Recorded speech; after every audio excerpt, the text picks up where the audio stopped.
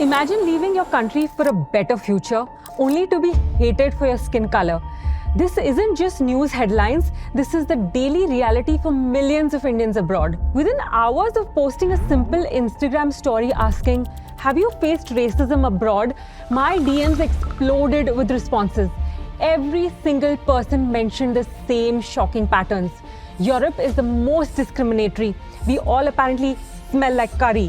And sometimes the worst treatment comes from other Indians. I realized we're sitting on this massive collective trauma that nobody talks about publicly. That's why today I'm breaking down the different types of racism Indians face worldwide, from sneaky workplace discrimination to visible humiliation.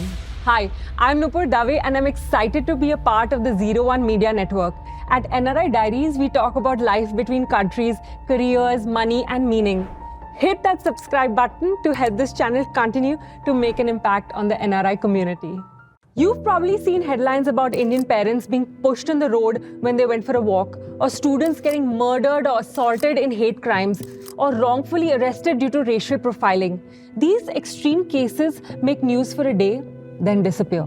But beyond these blatant acts of racism, a more subtle form of discrimination is affecting Indians that is far more damaging and widespread. The daily, everyday racism that no one talks about. Europe is hands down the worst for direct, mean racism.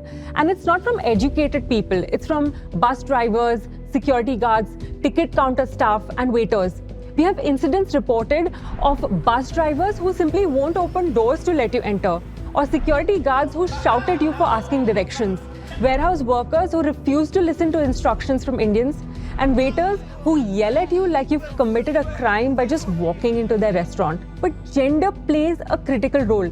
Multiple women told me Indian men face way more direct racism than women. Someone reported on a recent Europe trip, men in the group were ignored and glared at, while women got smiles and small talk. This even extends to dating, where Indian men face brutal rejection with comments like, "I don't date Asians," even from women who are themselves minorities. Workplace racism is particularly insidious because it's wrapped in corporate speak about diversity and inclusion. Many NRIs report watching only white people get promoted to leadership positions, while equally or more qualified Indians get passed over repeatedly. Of course, this isn't universal. We see Indian CEOs at top companies. But imagine if your promotion got rejected because of your race. You'd be devastated and bitter, and rightfully so. But not all racism is obvious. Sometimes it's so subtle that you start questioning your own perception of reality. When my parents and I couldn't find our seats in Paris because we went into the wrong train compartment, everyone just stared at us. And the only people who came to help were another Indian family. It's dangerous because it makes you wonder, am I being too sensitive? Maybe it was a coincidence. After moving back to India, people say things that make me think, would they talk to me this way if I was still living in America? It's that nagging feeling you're being treated differently, but you can never prove it. In workplaces, there's often favoritism towards other ethnicities, where, say, European voices get heard more in group discussions. An MBA student told me Indians in his class would be neglected, and the only time they were acknowledged was when cheap labor or geopolitical issues came up. India is never appreciated, nor are the students. People make assumptions about you, and that comes across as racism. Like, they're shocked when you speak perfect English. People speak slower to you like you're mentally challenged, and constantly compliment your English like it's shocking you can form complete sentences. There's a technical stereotype, automatically assuming you're good at math or you work in IT, and elevator doors get pressed for tech floors the moment you step in. An NRI reported his teacher would deliberately mispronounce his name for laughs. Another NRI said she'd been going to her regular restaurant for months, but the moment she showed up with a white friend, the experience completely changed to better service and smiles. Sometimes waiters stereotype Indians as bad tippers, and honestly, I'd say Indians are not bad tippers, they're just pragmatic tippers. All subtle racism hurts because you can't fight back easily, you can't prove it happened, and people gaslight you saying you're imagining things. But there's an unexpected angle to this, which is racism by minority communities. This might make some people uncomfortable, but we need to talk about it honestly. While we often focus on racism from white communities, there's another dynamic that many Indians experience but rarely discuss openly: racism from Black communities. The reality is that several of you shared experience of discrimination from Black strangers. One person wrote, "I have been discriminated by Blacks because Indians are easy targets." Indians often don't fight back aggressively, making us safe to discriminate against. This seems to stem from a feeling that Indians got opportunities that other minorities don't. The irony is painful. Communities that both face systemic racism sometimes end up targeting each other instead of the actual systems holding us all back. But here's where it gets complicated. Even communities that have faced oppression themselves sometimes turn around and discriminate against others. Some Black Americans, despite their own history of suppression, discriminate. When you're fighting for scraps, you sometimes see other minorities as competition rather than allies. So what are the root causes of racism against Indians? There are harmful stereotypes. One follower said, "Given a clean slate, they are not racist unless we do something to validate our stereotypes." We're stereotyped as smelling like curry, being cheap tippers, having poor hygiene, and working only in IT or Patel stores. In the media, Appu from The Simpsons created the default Indian character for decades. While most Hollywood movies show India slums like in Slumdog Millionaires, or in Big Bang Theory where Raj is shown as a guy who's a loser in dating and dressing. There was a time when stereotypes were real, but these days there is more racism because of economic resentment in countries like the US and UK, where Indians are increasingly visible in high-paying tech jobs, while not being the most articulate people. And in politics too. Some people think we're taking over opportunities that they deserve, that should go to locals, ignoring that we earn these positions through education and sacrifice. They feel the so-called superior race is working under the curry-smelling Indians. But this anger is not completely wrong because trust is broken.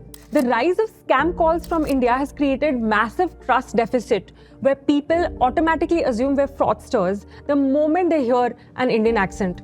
Combined with stories of fake resumes and fake work experience just to get a job, every Indian professional now has to work twice as hard to prove they're legitimate. There's also the question of cultural ignorance versus actual racism. I remember a colleague in Alabama asking, "How can you speak English?" And I just laughed because to me it was so ridiculous. But it makes you wonder how much is genuine hatred versus being culturally challenged. You're looking at the tip of the iceberg. There is a deep psychological reason behind all of this, is that after being ruled and brainwashed for 200 years, we have been made to believe we deserve to be slaves to others. We still think everything the West says is right. We seek validation. Yoga is repackaged and thrown back at us, and we lap it up as if we needed the West to tell us that indeed yoga is helpful. Blacks at least fight back, but we Indians, we keep our mouths shut. Even in India, there's this belief that being fair-skinned will take you places. Until recently, it was widely thought that light skin was needed to get a good job, leading to a massive fairness cream industry. This creates a hierarchy where whiteness is seen as prima classes and everyone else becomes proletariat. Lighter skin and Western accents are still seen as better or more sophisticated. Sometimes this bias isn't even intentionally mean. I had a colleague who casually mentioned that someone had an accent. And I smiled and said, "You know, you have an accent too, right?" She suddenly realized her mistake and laughed with me. There's this unconscious assumption that their way of speaking is neutral while ours is wrong. Some Indians integrate by deriding their own country. I had a classmate at Georgia Tech who stood up in class and said terrible things about India just to show I'm not one of them. Because of this colonial hangover, even Indians treat Indians as low class. This is the cause of a more damaging racism than black or white, which is Indians against Indians. And this was actually the most reported type of racism I received, which is facing racism from other NRIs. NRIs shared stories. My entire team spoke in Telugu during meetings and didn't bother to help me understand. Others mentioned Indians refusing to help other Indians get jobs, or staying away from Indians who newly moved abroad, or ABCDs making fun of FOB accents, which is fresh off the boat. I had an ABCD family friend in my university who would badly ignore me because she thought I'll ask for a ride or a favor because I was a FOB at that time. Why do we do this? Maybe we're trying to assimilate by distancing ourselves from those kind of Indians. Or maybe we're competing for limited acceptance from white society, thinking that putting down other Indians will somehow elevate us. The damage is devastating. When we don't support each other, we make it easier for others to discriminate against all of us. Unity is strength, but we keep dividing ourselves along lines that outsiders don't even see or care about. The outcomes of racism are long-term. Humans are wired for belonging, and when someone treats you badly because of your race, they're essentially saying you don't belong here.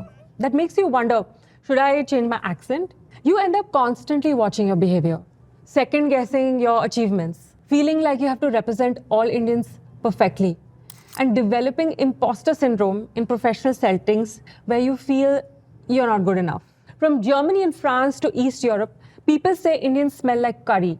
One person told me their European flatmates assumed they'd smell bad without ever even interacting with them. The most extreme example shared was by an NRI who said, in a Wyoming bar, a man poured beer on me and said, now your type of people will smell better. This is all mindset, to feel one is more powerful than another. These incidents lead to mental health issues like anxiety and depression and career limitations, where you avoid speaking up or taking leadership roles. Some people become hyper-vigilant. Some see victim even where there isn't, while others internalize racism, actually believing in negative stereotypes. The worst part, you might pass these insecurities to your children, creating generational trauma. Many NRIs face this impossible choice: return to India where you're safe from racial discrimination, but might struggle with fewer career opportunities and lower salaries. Or stay abroad where you can build wealth and advance professionally, but endure daily racism that chips away at your mental health. One NRI told me, I make 3 times more in the US than I would in India,